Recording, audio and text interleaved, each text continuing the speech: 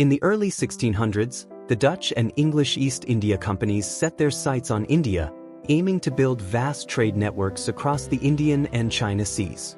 But they faced two major obstacles. First, they needed to win over the Mughals, who controlled most of North India, and second, they had to challenge the Portuguese, who were firmly established along the western coast.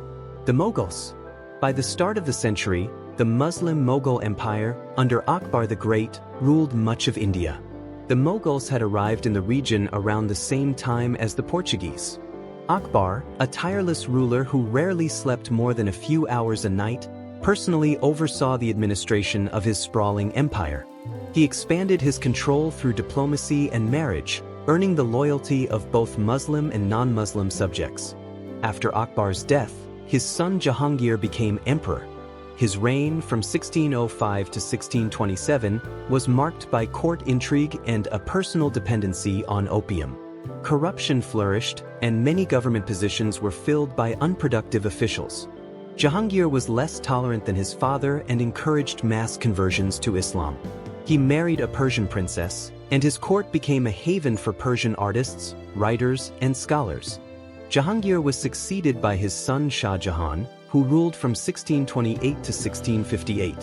He's best known for commissioning the Taj Mahal. A patron of the arts, Shah Jahan supported literature, painting, and calligraphy, and amassed what was likely the largest collection of jewels in the world.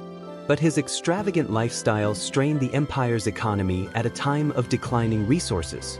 The last of the great Mughal emperors was Aurangzeb, who took power in 1658 after eliminating his brothers and imprisoning his father.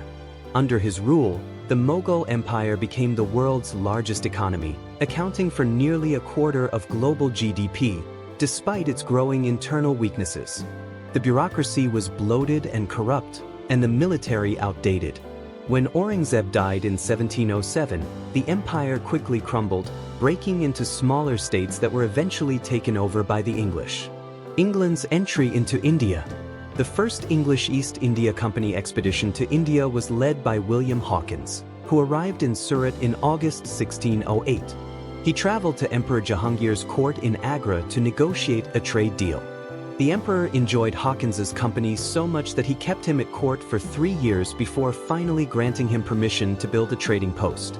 During this time, Hawkins received a generous salary and was even given a wife. In 1612, Thomas Best arrived in Surat with 4 ships. Soon after, a Portuguese fleet of 4 galleons and 16 smaller vessels attacked. A fierce 3-day battle followed. The English sank 1 galleon and grounded 3 others, forcing the Portuguese to retreat. Thousands watched from the shore, and the local governor, impressed by the English victory, persuaded the emperor to support them over the Portuguese.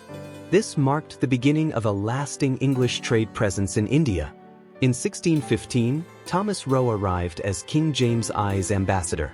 With lavish gifts and flattery, he secured permission for the English to trade and establish posts throughout the Mughal Empire. Though exclusive rights were denied, the English gained the right to compete. Around this time, the southern Vijayanagara Empire also allowed them to open a factory in Madras. Soon, the English established posts along both coasts, and large English communities grew in Calcutta, Madras, and Bombay. Early Dutch efforts in India.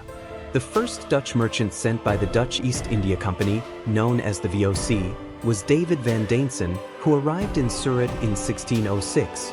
His mission failed when the Portuguese turned the Mughal authorities against him. After torture and threats, Van Deensen took his own life, leaving his goods behind. The VOC spent a decade seeking compensation, around 20,000 guilders worth. A chance came in 1615 when the Mughals offered to return the goods in exchange for Dutch naval help against the Portuguese. A company agent named Ravenstein was sent overland from Masulipatam to Surat to collect them, but by the time he arrived, the Mughals had made peace with the Portuguese. He returned empty-handed. Then in 1616, the VOC sent Peter van den Broek to Surat. After early setbacks, he finally succeeded in 1618 with the help of local merchants. Jahangir granted the Dutch a generous trade permit, which was renewed 28 times through 1729. The East India Companies spread from Surat. Surat was the early hub of the English East India Company (IC) in India, but a devastating drought in the 1630s hit all of western India, sharply reducing its importance. One eyewitness wrote, "When we came into the city of Surat, we hardly saw a living soul, where once there were thousands. The stench of the dead was so strong that even healthy people fell ill from the smell." Though Surat eventually recovered, the IC began shifting operations west to Bombay, then east to Madras on the Coromandel coast, and finally to Calcutta in Bengal. Bombay was handed to England's King Charles II as part of his marriage dowry from Portugal. By 1687, the IC moved its headquarters there due to increasing pressure in Surat, where they had angered local authorities by attacking rival European ships, disrupting Mughal trade.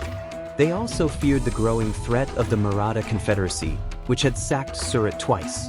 The Dutch East India Company (VOC) also established posts along the Coromandel coast. They set up factories in Calcutta in 1600, Masulipatam in 1615, and captured Negapatam from the Portuguese in 1658. Struggling with both the Portuguese and local rulers, the VOC fortified their trade routes. They built Fort Geldria in Pulicat, which served as their headquarters until 1690.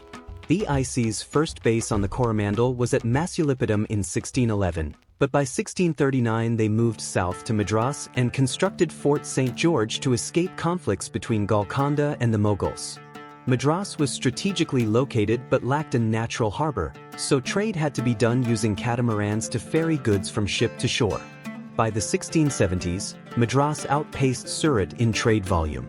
Dutch and English trade in Bengal started in the early 1600s, but only in the 1630s did the Mughal governor Shah Jahan grant them full concessions, allowing customs-free trade in exchange for annual payments. The Dutch first established a post in Calcutta and gradually took over the Malabar coast from the Portuguese, driving them out by 1663. Their headquarters moved to Cochin, and they fortified key coastal points.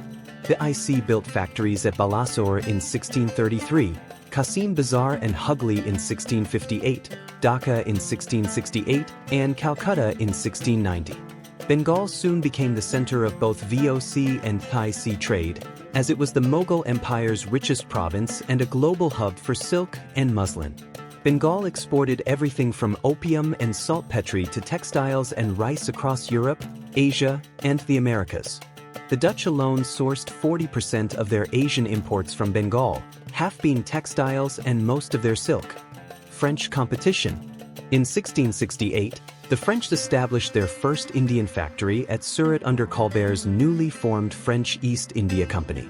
By 1674, Pondicherry on the Coromandel coast became the center of French India, located just south of Madras. From the start, the French clashed with the Dutch and English. In 1693, the VOC even expelled them, though they returned by 1699. For the next century, Pondicherry served as the French capital in India. The French expanded to build factories across India, in Surat, Chandernagore, Calicut, Dhaka, Patna, Qasim Bazar, Balasore, and Jodhia. The most prominent French governor was Joseph-François Dupleix, who dreamed of building a French Indian empire. Though the French government wasn't supportive, he managed to control lands from Hyderabad to Cape Comorin, engaging in constant skirmishes with the English.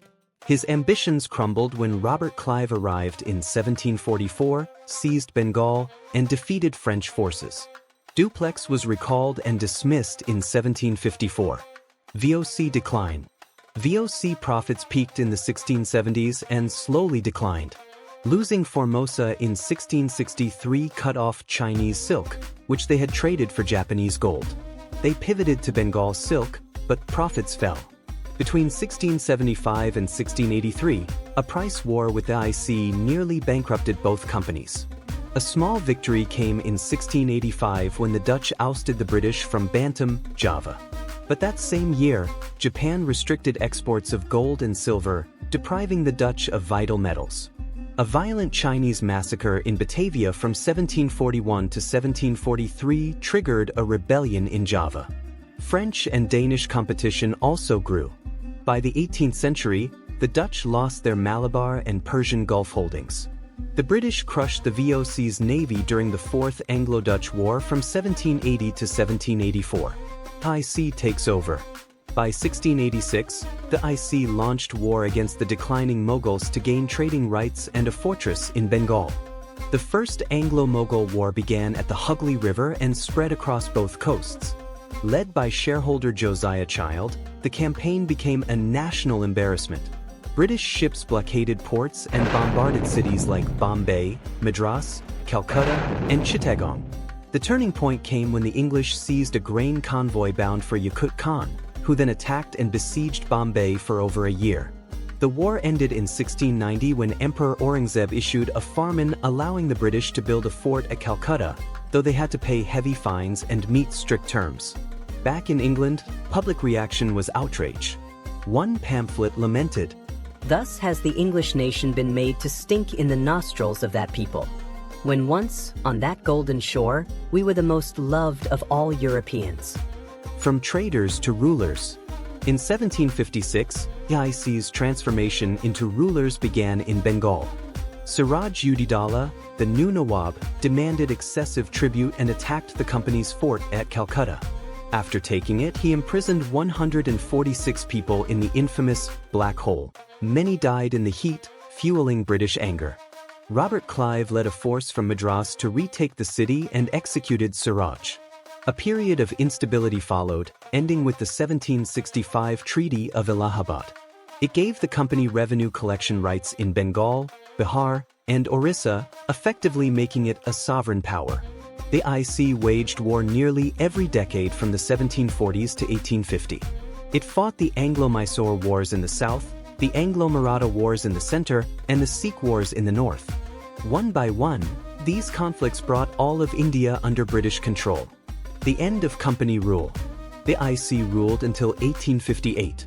Rising discontent peaked during the Indian Rebellion, partly spurred by resentment and partly by internal unrest. By then, the company's army numbered over 200,000, mostly Indian recruits. The uprising was sudden and brutal, claiming thousands of lives on all sides. British retaliation was severe. In Delhi alone, 1,400 people were executed.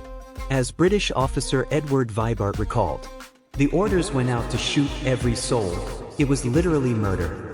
I've seen many awful things, but never anything like that. Old men were shot on sight. Women screamed as husbands and sons were butchered." In 1858, the British government dissolved the IC and took full control. Thus began the British Raj, marking the start of direct colonial rule, which lasted until India's independence in 1947.